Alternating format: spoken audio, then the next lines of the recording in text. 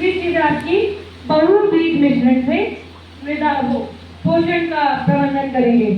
चौथी चीज आपकी अग्नियास्त्र से हम लोग कीट प्रबंधन करेंगे और नमी प्रबंधन करेंगे मल्चिंग से। ठीक है, इसकी जरूरत क्या है? शिवांश खाद से क्या होगा? तो इसके ऊपर मैं कल एक प्रेजेंटेशन प्रेजेंट करूंगी, तो अभी करना था बट मैं शॉर्ट करेंगे। तो आपका ना जितना आपकी मिट्टी में हम जुताई क्यों करते हैं? मुलायम होने, मतलब बुलबुली होने के लिए, राइट? एक माइक इधर भी पकड़ लीजिए।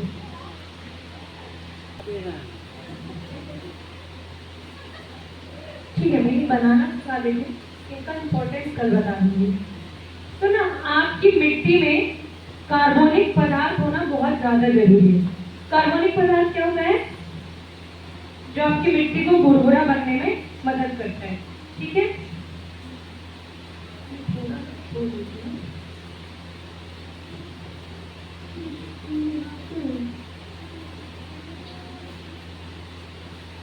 देखिए अभी जो हमने बात की है, अभी जो हमने एक्सरसाइज की है, उसमें भी हमको दिख रहा है कि एक किसान की जेब में क्या क्या, जो हमारा जलवायु आजकल परिवर्तन हो रहा है।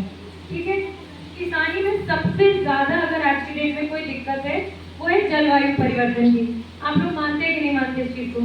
मानते कि अचानक से बारिश हो जाना या अचानक से हमारा बारिश नहीं आना, थोड़ा देर तक बारिश आना, या फिर जिस मौसम में बारिश नहीं होना है उस मौसम में ओला गिर जाना, ये सारी जो प्रकृति का अनियमितता आ रहा है ना आज की डेट में, कि प्राकृतिक जितनी चीजें वो अनियमित हो चुके हैं, उसका सबसे ज्यादा प्रभाव किसके ऊपर पड़ रहा है?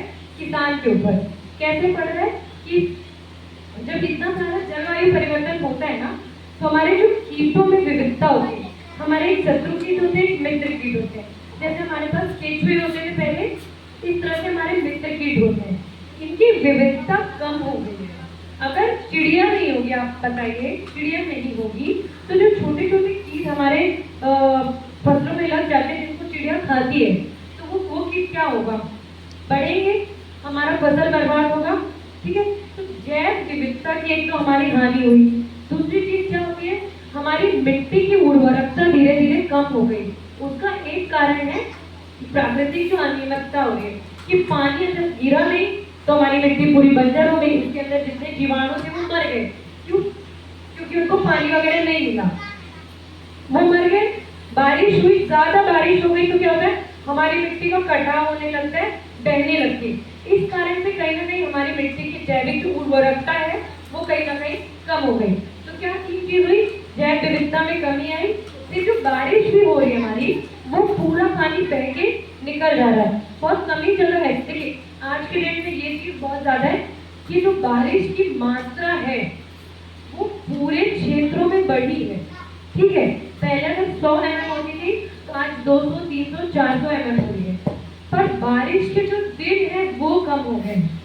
तो अगर बारिश के दिन कम हो रहे हैं, बारिश की मात्रा ज्यादा हो रही है, तो क्या हो रहा है? एकदम से बहुत सारा पानी आ रहा है, एकदम से बहुत सारा पानी आता है तो हमारी मिट्टी उसको नीचे, वो नीचे नहीं जाता है, वो हमारा जल स्तर बढ़ाने के लिए नहीं जाता है, वो बह जाता है।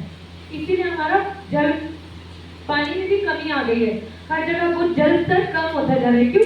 क्योंकि जो बारिश का पानी हो रहा है वो तो बह जा रहा है, और हम क्या कर रहे हैं? जब वो बह जा रहा है तो बाद में खेती करें तो नीचे का पानी निकाल के कर रहे हैं, तो कहीं ना कहीं वो हमारे जल स्तर को दिन ब दिन कम करता जा रहा है। इसका सीधा सीधा प्रभाव पड़ रहा है आपके किसान पे। कैसे प्रभाव पड़ रहा है?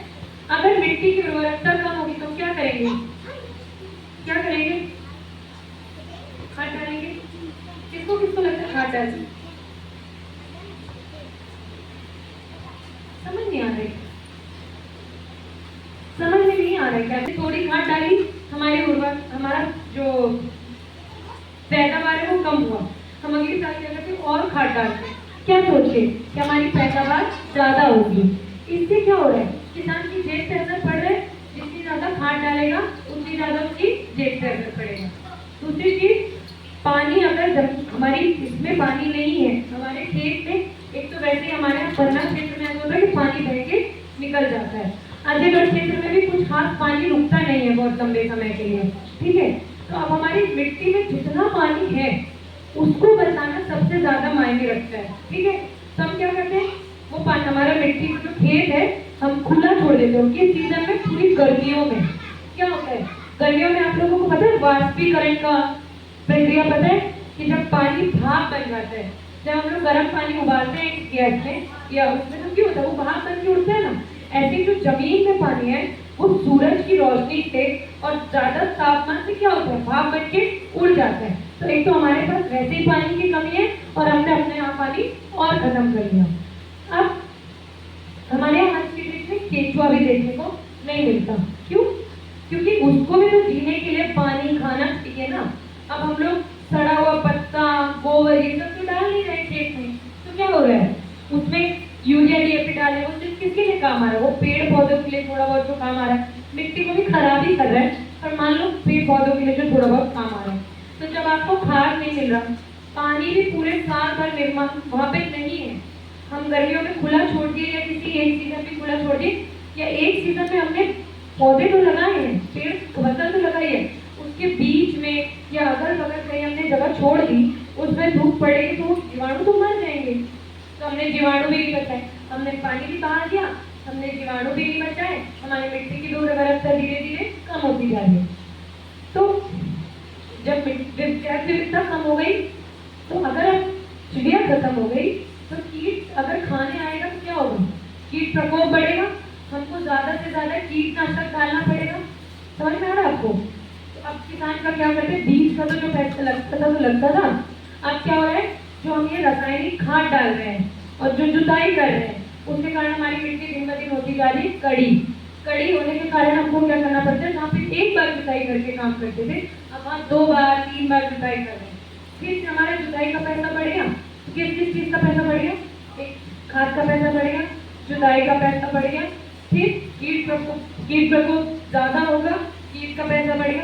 अब क्योंकि हमारी मिट्टी में तो जीव है ही ना, हम उनके खाने के लिए कोई चीज डाले ना पानी डाले, जीवाणु मर गए, अब मिट्टी हमारी क्या हो गई, मर गई। ठीक है, जिंदा नहीं है, मिट्टी के अंदर जीव नहीं है, हमारी मिट्टी क्या हो गई, मर गई। तो अब इसमें हमको क्या डालना पड़ता है, पोषण, सॉरी खाद डाल देते हैं मिट्टी के लिए। और क्योंकि अब मिट्टी के अंदर कोई जीवाणु है नहीं जो जैविक तत्वों को पचा के पौधों के लिए पोषण बनाए, ठीक है, तो अब हमको पौधों को भी पोषण अलग से लेना पड़ता है। क्या हो रहा है, धीरे धीरे धीरे धीरे किसान की जेब में ही असर पड़ रहा है। इसीलिए अब इसके लिए हम कैसे करेंगे कि आपको पूरी तरह प्राकृतिक खेती की ओर चले जाना चाहिए, जिसमें हम कुछ नहीं डालें।